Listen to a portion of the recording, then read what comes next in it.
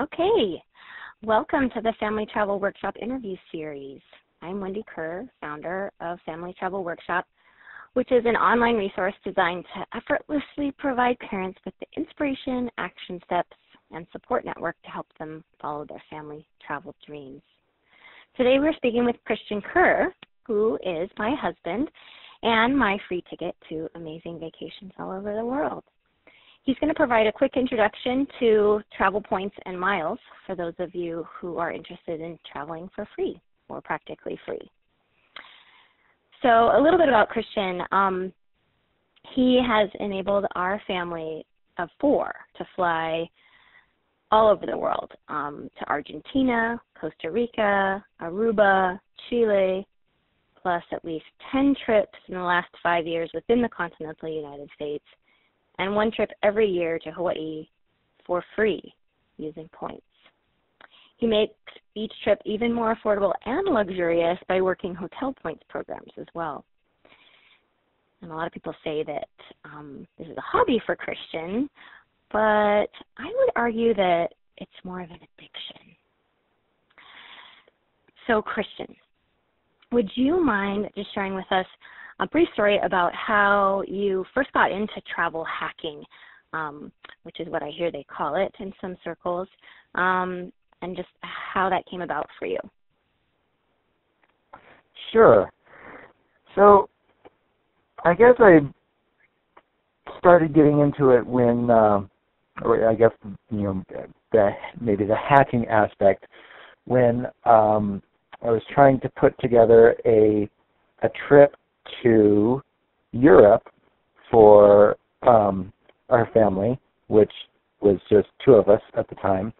And I had been, I had collected American Airlines miles for, a number of years to get up to, to the point where I actually had enough to book a flight to Europe.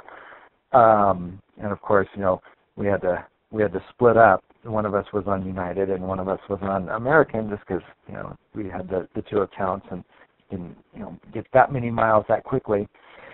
And I go to book our tickets, and I realized that the American miles had expired, and there was nothing in my account. So my heart was shattered because I was so excited to finally cash in some of these miles that you build up so slowly. At least we do, since we're not really major business travelers. So I had figured, well, what the heck, I'll call up American Airlines and see if there's anything that I can do to get my miles back. And lo and behold, they gave me a list of things to do. Oh, nice. I had to engage, I had to engage in some 5. I don't even know if they still do this, but I had to do 5 things on the list, do 5 different partner offers, which might have been getting flowers or getting wine. I had to take at least 1 flight on their airline, and I had to get their co-brand credit card with Citibank. And that one kind of put me on pause because I had already gotten their co-brand credit card with Citibank and got the bonus miles and all that. And I asked, I explained this, and she said, oh, well, just do it again. So I did. I got the bonus again. Usually you get a sign-up bonus when you sign up for a co-brand credit card. And by co-brand credit card, I mean it's the bank is co-branding with the airline. So in this case, it's Citibank and American Airlines. And but I ended up jumping through all the hoops, getting the miles back, and getting that trip to Europe that we wanted to make happen for your cousin's wedding. So in the process, of course, a light went off, like, all these little things you could do for miles. You sign up and spend some money for flowers and you get some miles, and you spend some money for wine and get some flowers, and whatever. But you sign up for the credit card and you get 30,000 or 50,000, whatever it was.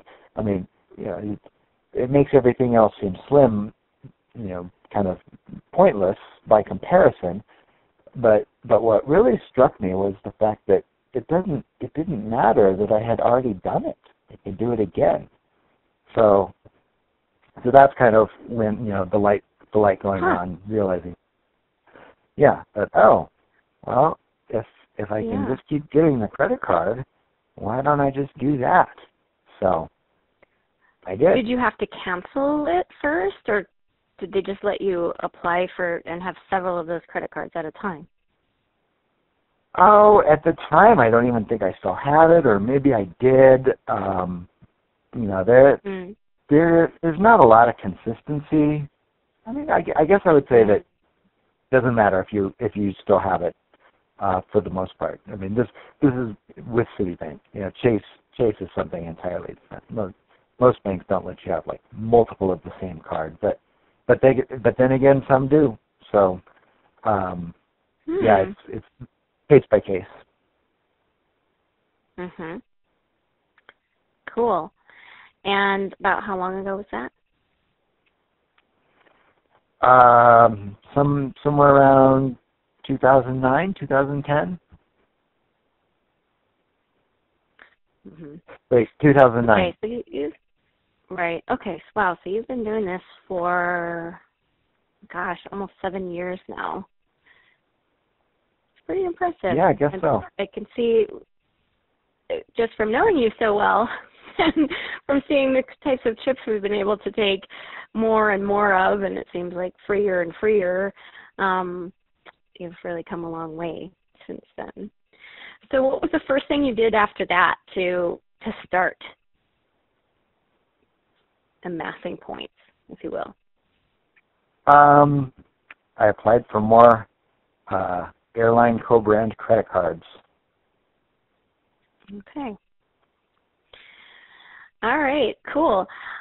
Okay, so I would love for you to give us an example of one of your favorite trips that you've done with or without your family, using mostly points for your airfare and or lodging. Well, I got to say the Europe trip was pretty great.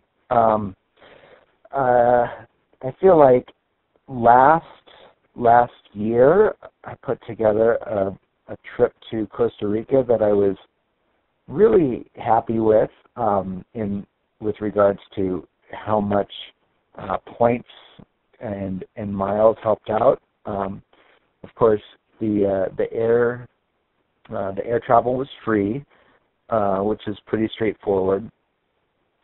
But I did another thing that was pretty well. I thought it was pretty great, and I ended up getting a Southwest Companion Pass out of some hotel points that we had, and booked a week at the Punta Islita Resort on the west coast of Costa Rica. So we got flights, hotels, and we came back and had a Southwest Companion Pass, which is where one passenger flies free as long as the pass holder is flying. So that came in handy a few times last year, and it'll certainly come in handy a few times this year. So it was kind of like the mileage and points redemption that actually kept giving even after we thoroughly enjoyed our stay in Costa Rica. That is so cool. So let me get this straight. So by booking that $500 a night hotel in Costa Rica for us for, what did we stay there, maybe 4 nights? 7. And booking that for free, we're using points that also then earned you a Southwest Companion Pass for, what are they worth, valid for 2 years? It's valid for the year that you receive it, plus all of the following year. Wow. But what you're saying is that you used points to get some awesome trip for us for free that also then earned you this free deal for the next year and a half or so. Yes. Awesome. The possibilities are endless with this, apparently. I remember when you got the Southwest Companion Pass for us a couple of years ago, and that was really fun. And we went to New Orleans and New York City and Arizona. Where else did we go? Seattle? Seattle? Yeah. Lake Yeah. Tahoe? Oh, yeah, Lake Tahoe. That was super fun. But now Southwest, as I understand it, is best for people that want to travel mostly within the continental United States. Would you agree? I would say in the past that was definitely the case, but they've acquired another airline that had some international destinations, so they fly to a few places in Mexico, Dominican Republic, Jamaica. They've expanded a bit. Cool. That sounds like a really good one to get. So, and with that one, you need to get a certain number of points with like Southwest Rapid Rewards points in order to meet the qualifications to then be eligible for the Companion Pass. Is that correct? Yes, that's correct. You need 110,000 points. Okay. So then once you reach that 110,000 points, then they award you this kind of like bonus prize of the Companion Pass for that year plus the phone. Right. The points have to be earned within 1 calendar year. Uh-huh. And one of the things that I thought was the coolest thing about that deal was that you didn't even have to buy your first ticket, the pass holder's ticket, with cash. You could use points for that ticket, which you have 100,000 of anyway, because you had to get that many of them in order to get the Companion Pass in the first place. So it's kind of like you really are getting a free ticket for the pass holder and for their companion. So that's it's a great deal. Yeah, it's fantastic. So cool. Awesome. Okay, cool. So I do want to know, though, in your experience or in your opinion, what are the main disadvantages or limitations involved with traveling on points? Well, for your further, I guess your international destinations, a lot of times you'll have difficulty finding availability. Sometimes you can't find any availability, meaning the airline isn't releasing any seats for award travel, which is your tickets on miles. Oh. Sometimes they release none. Sometimes they release very few. Sometimes when they do release them, the dates are really weird. The seasons are weird. So I would say that that's probably the number one obstacle is lack of availability. And they're all different programs. They have their own. It's almost as convoluted as their airfare. How that changes by the day or maybe even by the hour. I don't really know. It's just some internal system that may or may not let you actually use the miles that you've accumulated. Oh. Is there a certain airline over another that you've found is more user-friendly in that way than another? Oh, that's tough. I couldn't really make a blanket statement because it just kind of depends on where you're going and time of year. Oh yeah. You know, I'd say maybe United has been pretty good in that you can usually at least find something where you need to go with reasonable dates. Lately, American has been really tough they haven't been really much availability. So, but like I said, it's always changing, and you know there's a lot more programs than just those two out there as well. Okay. So what makes all the trouble worth it for you?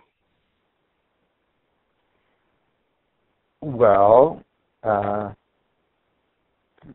like to travel, and I don't really have enough money to do all the travel I would like, so that I get to go on trips. My family gets to go on trips, and we can do it rather economically. Now, I'm going to ask you what is your favorite part about traveling this way? And I know that sounds like a strange question because the obvious answer is that you just get to travel more and further and in better style. But I have this hunch that you might say that you enjoy the challenge. Like it seems to me like it's almost like conquering a puzzle for you. Oh yeah, I certainly get a kick out of that aspect of it too. Sometimes the bigger, more exciting redemptions are not the most straightforward for obvious reasons, because if everybody did them and that it cost the provider a lot more than they expected to be indebted by the miles that they had given out for the previous travel, or to the credit card company for whatever cents per mile, then they wouldn't last. And that does happen in this hobby. The great redemptions are always time limited. Mhm. Yeah. So, what guidance would you give families who have never participated in any points program but would like to start? Well, that's a pretty tough question. First of all, it depends on what kind of travel you want to do. I mean, certainly if you want to do domestic travel, Southwest is a good program, but they're not going to get you to Europe or Asia. I'm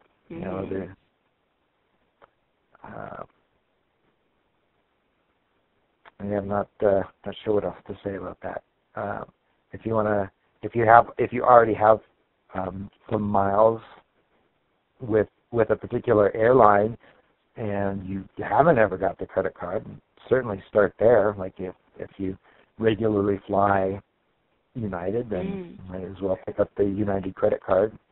I would always try to wait till you get the 50,000 bonus instead of the 30,000, because they're always cycling through the higher and the lower sign-up bonuses. But that's good to know. So people if should just check back to the web page, or is there a way that you can get notified? I don't know. I feel like you just have to maybe keep your eye open. Yeah. Okay. Yeah. So let's say it's a family that is really interested in taking a trip to South America, and they don't really have any points yet. They've never really done that. Like, where would you tell them to begin? Well, I would tell them to begin by by pricing out tickets. Sometimes, if you don't have anything to start with, you might be better off just putting, if you put most of your daily spend on credit cards, you might just start off by getting a 2% credit card. You can get straight 2% cash back or 2% back towards travel. If the tickets are inexpensive, that's probably the way to go because you have a lot less obstacles to deal with as far as there being availability and getting the flights when and where you need them to be. But if what you want is an expensive ticket, say you want to fly in business class to South America and back, and the ticket's going to run you, $4,000, then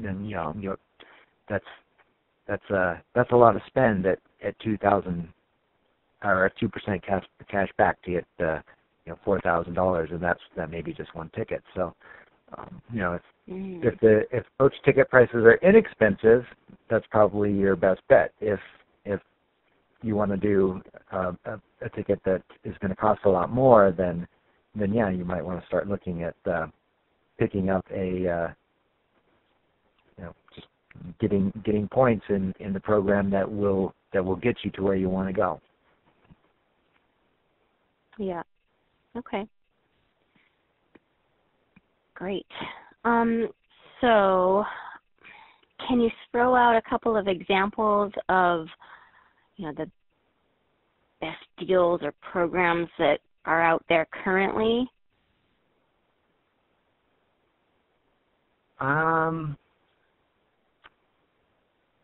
Nothing that I can think of that's obviously way better than another thing. You can pick up the United card for, I don't even know what it is now. Maybe it's at $50,000, and that's a solid one. You can almost always get, and that's from Chase. You can almost always get an American Airlines credit card from Citi for $50,000. So that'll get you back. That'll get you one round trip. Well, no, it won't. It'll get you 2 round trips domestically, and it may get you almost a round trip international. Okay. And isn't that about how much it costs for a round trip to Hawaii? About 50? Yeah, I think United's at 45, and American is, around. They have a seasonal pricing. So I think if you go off season, it's under 40,000 round trip even, and then at high season maybe like 65,000.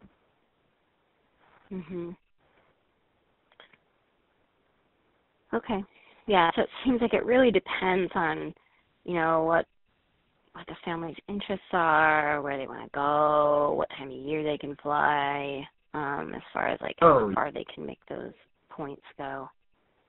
Yeah, absolutely. It's very dependent on the desires of the traveler, or right. Where do you want to go? How do you get there? When can you go? If you want to take a family of 5 to Hawaii in peak season, good luck. It can be done, but it's not going to be easy, and it may you may run out of patience before you get your prize. But there are there's some redemptions that are just super easy, and just you get the miles in your account. You want to go here then, and you just book it and you're done. Yeah. So just from being a part of your family and engaging on the points programs per your instructions, my sense is that also in order to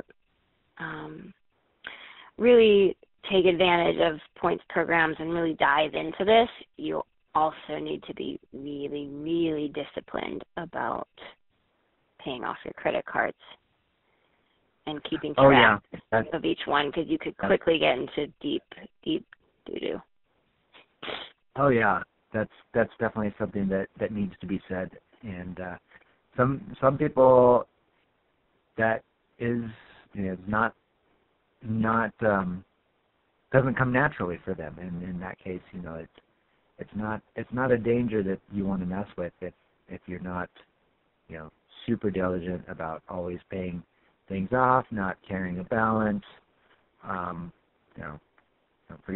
forgetting to make a payment. You can quickly find yourself losing a lot more money than you could ever have even saved by getting the points and miles. So yeah, it's not to be taken lightly in that regard.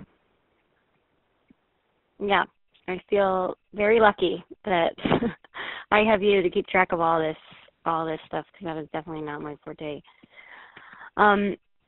So on that note, I know that you have recently coached a number of people in getting started with traveling with points. I would love to know, a little bit about, how long did it take them after working with you to cash in on a free flight, and where did they go, and what did they have to do to earn it? If you could give us an example of one of your students, if you will. Oh, sure. Well, there's this couple that I used to work with. Actually, they weren't a couple, but they became a couple. And the girl was, we shared an office, so she asked about my travels, and I, just kind of told her basically what I did, and I do that with anybody. Some people are interested, some people aren't, and she was, and so I just threw out a couple of suggestions when she told me where she wanted to go, and so she got, she ended up getting the credit card that was aligned with the airline that she needed to take, and then took her trip, and a little while later she flew to Spain and was doing a program there, and who then became her boyfriend also was a friend of mine, and wanted to know how he could get a ticket to go out and visit her. So we just quickly put together a plan for getting this credit card and that credit card, which ended up being the United two Chase credit cards, the United Explorer card and then the Chase Sapphire card, which those points can transfer to United. And that was enough to get him round trip. And came over one night, and he showed me his mom's recipe for making arepas, and we sat down and we booked his tickets out. Everybody was happy. Sounds like a win-win. Oh yeah. He fed you, and you got him a trip to Spain. Yes, but now I know how to make the arepas. Yes, well, that's invaluable. Cool. Well, thanks so much for sharing your insight with our listeners today. Your addiction to amassing travel points has been definitely a blessing in my life, and I really appreciate you putting in all the time and effort and discipline it takes to make the most of the huge array of programs and deals out there. I know that this audience will be super excited to get rolling and likely have lots of further questions, so I will definitely be in touch about that. And thanks to all you listeners, too, for joining us today, and please feel free to post a comment with your questions or feedback, or email me directly at familytravelworkshop@gmail.com. Happy travels, everybody. Thanks again, Kristian. Thank you. Happy travels.